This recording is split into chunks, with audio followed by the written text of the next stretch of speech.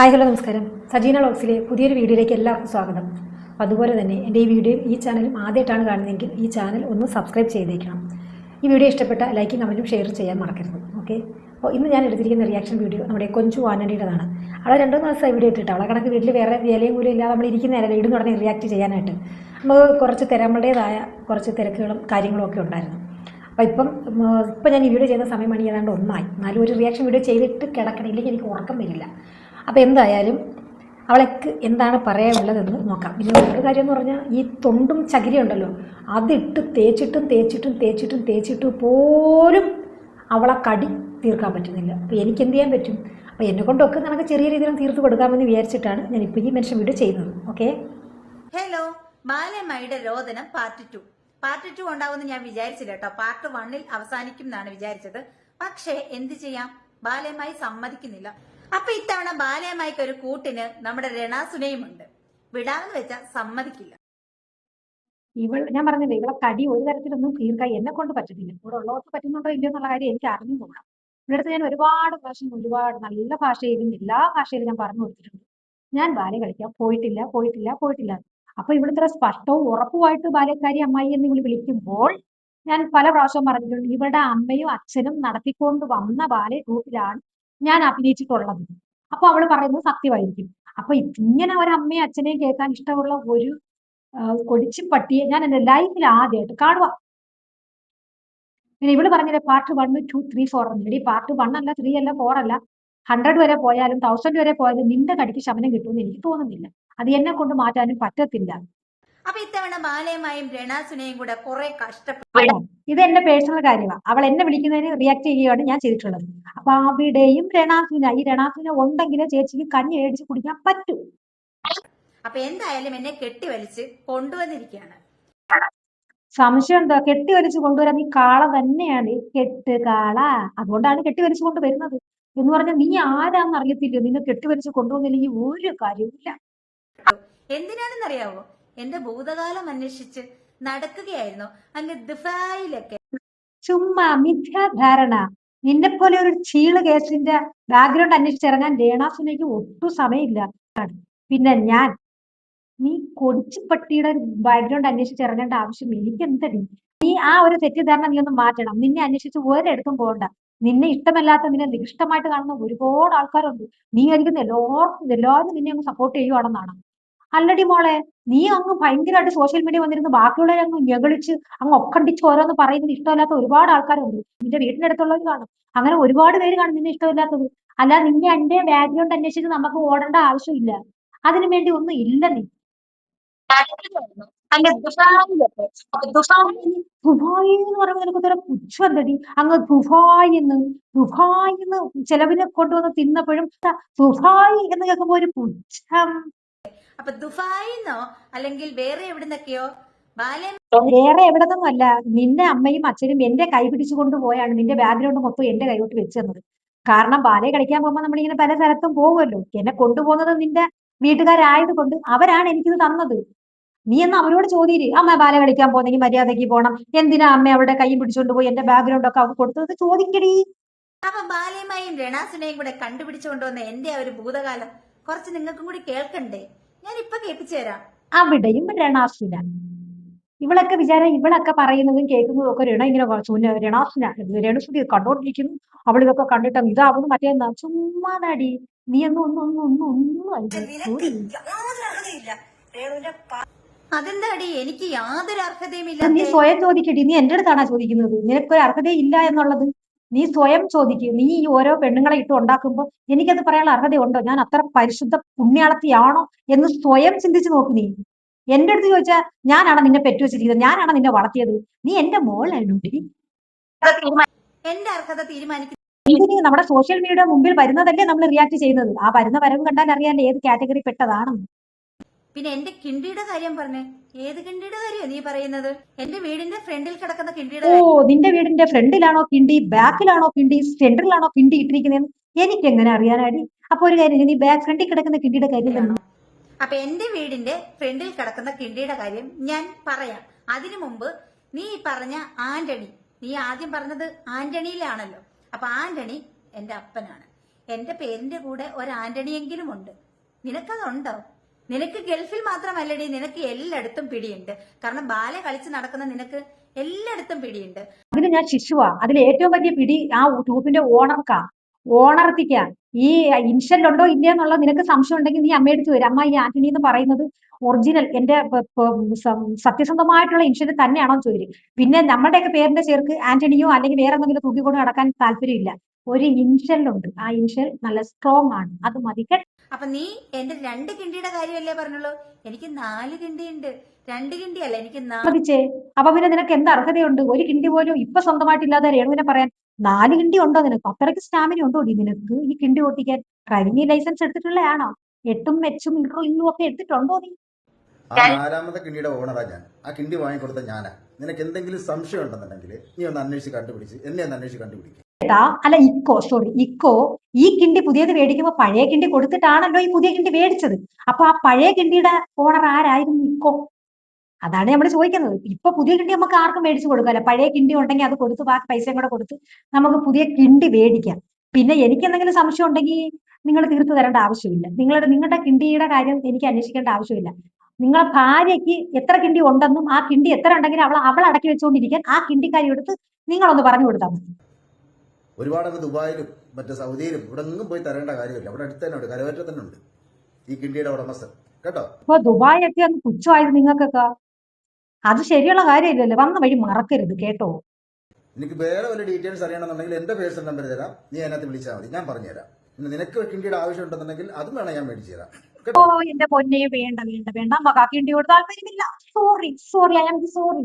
അയ്യോ എന്റെ പൊന്നെ, എനിക്ക് ആവശ്യത്തിന് നല്ലൊരു കിണ്ടിയുണ്ട്. എനിക്ക് സെക്കൻഡ് ഹാൻഡ് കിണ്ടി എടുക്കണ്ട, സെക്കൻഡ് ഹാൻഡ് വിറ്റിട്ട് എടുത്ത പുതിയ കിണ്ടിയും വേണ്ട. നിന്റെ കിണ്ടി ഇപ്പൊ അവർക്ക് ആവശ്യമില്ല എന്ന് തോന്നുന്നുണ്ടെങ്കിൽ നീ അത് OLX വിൽപ്പനയ്ക്ക് വെക്കി.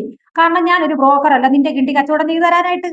അപ്പൊ നിന്റെ കിണ്ടിയുടെ മാറ്റ് കുറഞ്ഞ് നമുക്ക് തോന്നി കാണും. കാരണം അവൾ 4ാമത്തെ കിണ്ടിയാണെന്നാണേ പറയുന്നത്.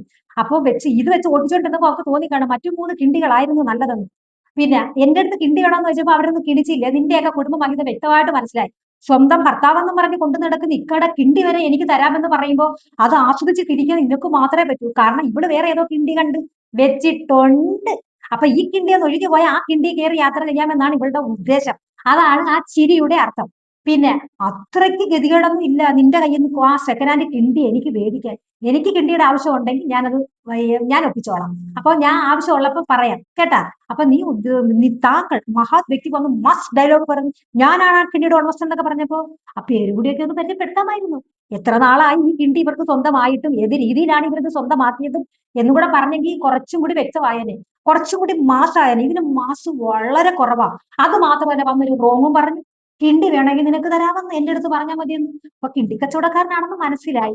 ചുമ്മാ അല്ല 4ാമത്തെ കിണ്ടി ഇപ്പൊ ആയത് നമുക്ക്. അപ്പൊ കിണ്ടി കൊടുക്കും, ഞാൻ ആ കിണ്ടി കൊടുക്കുന്ന വല്ലതും അറിയണമെങ്കിൽ ചോദിക്കാൻ പറഞ്ഞില്ലേ. അത് അന്തസ്സായിട്ട് ഞെടിഞ്ഞിരുന്ന് പറഞ്ഞുകൊണ്ട് ഞാൻ പറയാം. കിണ്ടി മാത്രം കൊടുത്തു വേറെയും കൊടുത്താൽ പോരാ, അടക്കി ഇരുത്താനുള്ള തട്ടല്ലും കൂടി വേണം. കണ്ട പെണ്ണുങ്ങളുടെ ചാനലിന്റെ പേരും പറഞ്ഞ് കണ്ട പെണ്ണുങ്ങളെ കയറി ഉണ്ടാക്കാൻ വന്ന ഇതല്ല, ഇതിനപ്പുറവും നീയൊക്കെ കേൾക്കേണ്ടി വരും.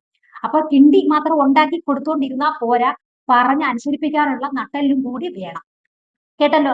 ഞാൻ ഇവളെടുത്തോ ഇവളെ വീട്ടിലോ ഇവളെ മറ്റേതിനോ ഒന്നും ഞാൻ വരുന്നില്ല. ഇവളെന്നെ ആവശ്യമില്ലാതെ ഇവളെന്ത് എന്റെ ഭാര്യ അമ്മായി എന്ന് വിളിക്കുന്നു? ഞാൻ ചെയ്തിട്ടില്ലാത്തൊരു കാര്യം പറയുമ്പോ പൊള്ളും. അപ്പൊ ഇവളെ പറഞ്ഞപ്പോ ഇവക്ക് പൊള്ളിയോ? ഇവളെ കിണ്ടിക്കഥ 4 അവള് തന്നെ പറയും. ഞാൻ 4 5 കിണ്ടിയുടെ കാര്യമൊന്നും പറഞ്ഞിട്ടില്ല. ഞാൻ ഒരൊറ്റ കിണ്ടിയുടെ കാര്യം പറഞ്ഞിട്ടുള്ളൂ. അപ്പൊ ഇവള് തന്നെയാണ് 4 കിണ്ടി ഉണ്ടായിരുന്നു, 4ാമത്തെ കിണ്ടിയാണ്. അതും മടിച്ചത് ഇവിടെ വീണ്ടും OLX വിൽക്കാൻ വെച്ചിരിക്കുന്നു ആ കിണ്ടി. അത് എന്റെ കുറ്റമല്ല. കാരണം ഇവള് പല കിണ്ടി ഓട്ടിച്ചത് കൊണ്ട് അവർക്ക് അറിയാം ഇത് ഏത് കിണ്ടി ഓട്ടിച്ചാലാണ് സ്മൂത്ത് ആയിട്ട് പോകുന്നത്. എന്റെ കുറ്റം അല്ല അത് കേട്ടോ. അപ്പൊ തന്റെ കിണ്ടിയുടെ ആവശ്യം ഉണ്ടെങ്കിൽ ഞാൻ തന്നെ വിളിക്കാം. ഇപ്പൊ താൻ ചെയ്യേണ്ടത്, ഇപ്പൊ തന്റെ കിണ്ടി ഓടിച്ചുകൊണ്ടിരിക്കുന്ന സ്ഥിതിക്ക് താൻ നട്ടലോട് കൂടി അവളെ നിലയ്ക്ക് നിർത്തി മറ്റുള്ളവരെ നെഞ്ചത്തോട്ട് കയറി വരണ്ടാന്ന് പറ. വന്നാൽ ഞാൻ തിരിച്ചവളെ നെഞ്ചത്ത് കയറി താണ്ഡവമാണ് കേട്ടാ. അപ്പൊ ഇവക്ക് സൂക്കേട് ചെറുതോ വലുതോ ഒന്നും അല്ല. കടി നിങ്ങൾക്ക് തീർത്തു കൊടുക്കാൻ പറ്റുന്നില്ലെങ്കിൽ പിന്നെ പബ്ലിക്കിലോട്ട് ഇറക്കി വിട്. ആരെങ്കിലും എന്തെങ്കിലും ഒക്കെ ചെയ്ത് ഇവിടെ ആ കണ്ണുകടിയൊക്കെ അങ്ങ് മാറ്റി കൊടുക്കട്ടെ. അപ്പൊ അതുകൊണ്ട് അത് ഞെളിഞ്ഞിരുന്ന് പറയാൻ അന്തസ്സുണ്ടെങ്കിൽ ആദ്യം നിലയ്ക്ക് നിർത്താൻ കഴിയണം. കിണ്ടി ഓട്ടിച്ചുകൊണ്ടിരിക്കുന്ന താങ്കളും ചെലവിന് കൊടുത്തോണ്ടിരിക്കുന്ന താങ്കളും. അങ്ങനെ ഇല്ലാത്ത പക്ഷം ഇങ്ങനെയൊക്കെ അത് കേൾക്കേണ്ടി വരും. പിന്നെ ഞാൻ എന്തായാലും ഞാൻ ഇപ്പൊ ഒരു പരസ്യം ചെയ്യുന്നുണ്ട്, ഒരു കിണ്ടി വിൽപ്പനയ്ക്കുണ്ട് എന്ന് പറഞ്ഞു. അതും 4ാണ്, 4ാമത്തെ കിണ്ടിയാണ്. അത് എത്ര കൈമറിഞ്ഞ് ഓടിയെന്നോ അത് ആരായിരുന്നു ഉടമസ്ഥരെന്നോ പിന്നെ എത്ര കിലോമീറ്റർ ഓടിയെന്നോ അതിന്റെ സ്മൂത്ത്നെസ് എങ്ങനെയാണെന്നോ ഒന്നും എനിക്കറിയില്ല. ഞാൻ പരസ്യം ഇടുമ്പോൾ ഞാൻ പറയും ഈ വണ്ടി നിങ്ങൾ നല്ലോണം ഓട്ടിച്ച് നോക്കിയിട്ടേ മേടിക്കാവൂ. മേടിച്ചു കഴിഞ്ഞിട്ട് എന്നെ കുറ്റം പറയണമെന്ന് പറഞ്ഞാൽ ഞാനൊരു പ്രൊമോഷൻ കൊടുക്കാം. ആരെങ്കിലും ആവശ്യപ്പെട്ട് വരുവാണെങ്കിൽ കൊടുക്ക്. ഇപ്പൊ ഇത്ര അർജന്റ് ആയിട്ട് ഇത് കൊടുക്കുന്നതിന് കാരണം മഞ്ജു വേറെ ഏതെങ്കിലും കിണ്ടി കണ്ടുവെച്ച് കാണും. അത് സ്വന്തമാക്കി കൊടുക്കാനല്ലേ? അതാണല്ലോ 4ാമത്തെ കിണ്ടി എന്ന് അവള് തന്നെ പറഞ്ഞത്. അപ്പൊ ഈ മാസ് ഡയലോഗ് അടിക്കുന്ന ആളും ഞാനാണ് 4ാമത്തെ കിണ്ടി മേടിച്ചു കൊടുത്തെന്ന് പറയുന്നത് ഞാൻ ഏതാണ്? എന്റെ പേര് ഇതാണ്. ഞാൻ ഇത്ര നാളായിട്ടാണ് എത്ര നാളായിട്ട് ഇവളാണ് എന്റെ കിണ്ടിയാണ് ഇവൾ ഓടിച്ചോണ്ടിരിക്കുന്നത് കൂടെ പറഞ്ഞെങ്കിൽ കുറച്ചും കൂടി ബെറ്റർ ദെൻ ആയിരുന്നേനെ. അപ്പൊ അവക്ക് നല്ല കടി ഇവള് പൊടിച്ച് പട്ടിയാണ്. അപ്പൊ ഒന്നി അവളെ ചങ്ങലയ്ക്ക് ഇട്ട് അവിടെ പൂട്ടുക, അതല്ലെങ്കിൽ അവക്കുള്ള കടി എന്താണെന്ന് വെച്ചാൽ അത് തീർത്തു കൊടുക്കുക. മറ്റുള്ളവരുടെ അടുത്തോട്ട് കയറാൻ വന്ന ഇതിലപ്പുറവും കേൾക്കേണ്ടി വരും. ഇവളെയൊക്കെ പേടിച്ചോ അനുസരിച്ച് ഓച്ചാനിച്ചിരിക്കാൻ വേറെ ആളെ കിട്ടും. പറഞ്ഞു കേട്ടല്ലോ. ഇല്ലാത്ത കാര്യം പറഞ്ഞാൽ കൊള്ളുക തന്നെ ചെയ്യും, അതിന് പ്രതികരിക്കുക തന്നെ ചെയ്യും. പറഞ്ഞല്ലോ, അവളെ വീട്ടുകാര്യങ്ങൾ അവൾ എത്രയൊക്കെ കിണ്ടി ഓടിച്ചിട്ടുണ്ടെന്നോ ആരുടെയൊക്കെ കിണ്ടി ഓടിച്ചിട്ടുണ്ടെന്നോ ഇത്രാമത്തെ കിണ്ടിയാണ് കയ്യിലിരിക്കുന്നതെന്നോ അറിയേണ്ട ആവശ്യം എനിക്കില്ല. അതൊക്കെ അവളുടെ സ്റ്റാമിന അവളുടെ ഇഷ്ടം അനുസരിച്ചിരിക്കും. ഏതൊക്കെ റോഡ് കാണുമ്പോൾ അത് ഓട്ടിക്കണം തോന്നുന്ന അവൾ കിണ്ടി മേടിച്ച് ഓടിച്ചോണ്ടിരിക്കട്ടെ, അതിലൊന്നും എനിക്കൊരു പ്രശ്നമില്ല. എനിക്കൊരു തേയ്മാനം സംഭവിക്കാൻ പോകുന്നില്ല. പക്ഷേ എന്നെ ആവശ്യമില്ലാത്തത് പറഞ്ഞാൽ എനിക്കിങ്ങനെ പ്രതികരിക്കേണ്ടി വരും. ഞാൻ ഒരുത്തിയെ ചൊറിഞ്ഞുകൊണ്ട് അങ്ങോട്ട് ചെല്ലാറില്ല. എന്നെ ചൊറിഞ്ഞാൽ ഞാനിട്ട് വിടുകയുമില്ല. അതാണ് ഇവിടെ സംഭവിച്ചത്. അപ്പൊ ഞാനാണ് ആ കിണ്ടിയുടെ ഉടമസ്ഥൻ, നിനക്ക് വേണമെങ്കിൽ ഞാൻ കിണ്ടി തരാം എന്ന് പറഞ്ഞ സ്ഥിതിക്ക് അവളെ അടക്കിയിരുന്നു. തൽക്കാലം കിണ്ടിയുടെ ആവശ്യമില്ല. ആവശ്യം ഉള്ളപ്പോൾ ഞാൻ അറിയിക്കാം. മാത്രമല്ല 4ാമത്തെ കിണ്ടി എന്നാണ് അവൾ പറഞ്ഞത്. അതുകൊണ്ട് എനിക്ക് ഒട്ടും താല്പര്യമില്ല. ഞാൻ പറഞ്ഞില്ല, ഒരു പ്രൊമോഷൻ ചെയ്യല, ആർക്കെങ്കിലും വേണമെങ്കിൽ വന്ന് മേടിച്ചോണ്ട് പോട്ടെ. പിന്നെ ഈ ഞെളിഞ്ഞിരുന്ന് വന്ന് പറഞ്ഞ താങ്കൾ അവളെ അടക്കാൻ കഴിവുള്ള ഒരു നട്ടലുള്ള ഒരാളാണെങ്കിൽ മര്യാദയ്ക്ക് വായി മൂടിക്കൊണ്ടിരിക്കാൻ പറ. വേറെ ആരെ എടുത്തിട്ടുണ്ടാക്കി അവൾ എന്തോ ചെയ്യട്ടെ, എന്നെ ബാല്യക്കാരിയിൽ വിളിക്കാൻ പറ്റില്ല. അത് മാത്രമേ ഉള്ളൂ എന്റെ പ്രശ്നം.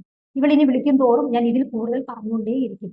ഇങ്ങനെ അമ്മയ്ക്കും അച്ഛനും വിളിയേക്കുന്ന ഒരുത്തിയെ ഞാൻ എന്റെ ലൈഫിൽ ആദ്യമായിട്ട് കാണുക. ഞാൻ പച്ചയായിട്ടുമാണ് പറയുന്നത്. ഞാൻ ബാലെ കളിക്കാൻ പോയിട്ടില്ല. ഞാൻ ബാലെ കളിക്കാൻ പോയിട്ടുണ്ട് എന്ന് അവൾ പറയുമ്പോൾ ഇത്ര സ്പഷ്ടവും, ഇപ്പൊ ഞാൻ ഒരു കാര്യം ഉറപ്പിച്ച് പറയുന്നെങ്കിൽ അതെനിക്ക് നല്ല ഉറപ്പുണ്ടായിരിക്കണം, ഞാൻ കണ്ണുകൊണ്ട് കണ്ടിട്ടുണ്ടായിരിക്കണം. അങ്ങനെ ഉണ്ടെങ്കിൽ മാത്രം ഞാൻ ഒരു കാര്യം ഉറപ്പിച്ച് പറയും. ഓക്കെ. അപ്പൊ ഇവളത് ഉറപ്പിച്ച് ഞാൻ ഇല്ല ഇല്ല ഇല്ല എന്ന് പറയുമ്പോൾ ഉണ്ട് ഉണ്ട് ഉണ്ട് എന്ന് അവള് പറയുമ്പോൾ അവക്ക് അത്രയ്ക്കും സ്പഷ്ടവും വ്യക്തവുമാണ്. അതാണ് ഞാൻ പറഞ്ഞത്, അവളുടെ അമ്മയും അച്ഛനും നടത്തിക്കൊണ്ടിരുന്ന ബാലെ ട്രൂപ്പിലെ മെയിൻ ബാലെ ആർട്ടിസ്റ്റ് ആയിരുന്നു ഞാൻ എന്ന് പറയുന്നത് അതുകൊണ്ട് തന്നെയാണ്. അപ്പൊ ചേട്ടാ ഇത് കണ്ടോ, ചേട്ടന്റെ കിണ്ടി എനിക്ക് വേണമെങ്കിൽ തരാന്ന് പറഞ്ഞപ്പോ അവളുടെ ഒരു ആക്ഷൻ ഇത്ര കൂത്തറ ആണെന്നുള്ള കാര്യം വീണ്ടും തെളിയിച്ചിട്ടുണ്ട്. കണ്ട ഞങ്ങളുടെയൊക്കെ ഹസ്ബൻഡ് ഒന്ന് ഇങ്ങനെ ഇരുന്ന് പറഞ്ഞാൽ അവിടെ അങ്ങനെ പറയത്തില്ല. അത്രയ്ക്ക് തരം താണവന്മാരും ഒന്നും അല്ല. എങ്ങനെയെങ്കിലും ആർക്കെങ്കിലും ഒരു കിണ്ടി അങ്ങ് കൊടുത്തോട്ട് ആരെങ്കിലും അത് ഓട്ടിക്കട്ടെ എന്ന് പറഞ്ഞ് നിൽക്കുന്ന ആൾക്കാരും അല്ല. അപ്പൊ അതിൽ നിന്ന് തന്നെ മനസ്സിലാക്കാം നിന്റെയൊക്കെ കൾച്ചർ. പിന്നെ നമ്മൾ കൂടുതൽ പറഞ്ഞിട്ട് കാര്യമില്ല. അപ്പൊ അവളെയും പറഞ്ഞിട്ട് കാര്യമില്ല. ആരെ വേണേലും എടുത്ത് എന്തെങ്കിലും ചെയ്യടി, 10 കാശ് നീ ഉണ്ടാക്കിക്കോ എന്ന ഒരു ഇതിലിരിക്കുമ്പോ കിണ്ടി കച്ചവടക്കാരാ, കിണ്ടിയുടെ പവറും കുറവാ. നട്ടല് വേണം. എന്തിന്? കിണ്ടി മാത്രം മേടിച്ചു കൊടുത്ത് ഓട്ടിപ്പിച്ചാൽ പോരാ, ചെലവിനും കൊടുത്താൽ പോരാ, പറഞ്ഞാൽ അനുസരിപ്പിക്കുകയും കൂടി വേണം. കേട്ടാ? അപ്പൊ അതുകൊണ്ട് ഒന്ന് പറഞ്ഞ് മനസ്സിലാക്കി കൊടുത്തു. ഇത് എന്റെ ലാസ്റ്റ് വീഡിയോ ആവട്ടെ എന്ന് ഞാൻ ആശംസിക്കുന്നു. ഓക്കെ. അപ്പൊ ഈ മാസ്ക് ഇന്റർവ്യൂട്ട് വന്ന് കിണ്ടി എന്റേതാണ്, ഞാൻ വാങ്ങിച്ചു കൊടുത്തതാണ് എന്ന് പറഞ്ഞത് കൊണ്ടാണ് ഞാൻ ഇങ്ങനെ ഒരു വീഡിയോ ഇട്ടത്. ഇല്ലെങ്കിൽ ഇത് പോട്ട് ചീള കേസ്. ഇപ്പൊ ഇവളുടെ ബാക്ക്ഗ്രൗണ്ട് അന്വേഷിച്ച് നടക്കാൻ വേണ്ടി ഇവൾ ഒന്നുമല്ല തിരക്ക്. ഓക്കെ. അപ്പൊ എന്തായാലും ഈ വീഡിയോ ഞാൻ ഇവിടെ വെച്ച് നിർത്തുകയാണ്. ഇതോടുകൂടി നിൽക്കട്ടെ എന്ന് ഞാൻ ആശംസിക്കുന്നു. കാരണം 2025 കഴിയാറായി. ഇതോടുകൂടി എല്ലാ മാലിന്യങ്ങളും ഒഴുകി പോകട്ടെ എന്ന് തന്നെ ഞാൻ ആശംസിക്കുന്നു. സ്വയം ഞാൻ അങ്ങനെ ഒരു തീരുമാനത്തിലും എത്തിയിട്ടുണ്ട്. കാരണം ഇനി ഇങ്ങനെ എടുത്തിട്ട് ചുമ്മാ ആവശ്യമില്ലാതെ ഒരു കാര്യം തന്നെ എടുത്തിട്ട് പറഞ്ഞ് ഞാൻ അങ്ങ് മടുത്തു. അതുകൊണ്ട് ഇതോടുകൂടി ഈ 2026 ജനിക്കുന്നതിന് മുമ്പ് ഈ 2025 തന്നെ ഈ ശവങ്ങളെല്ലാം വെച്ച് മൂടട്ടെ എന്ന് ഞാൻ ആശംസിക്കുന്നു. അപ്പം നിനക്കും ഇക്കാക്കും happy Christmas and happy new year. Okay.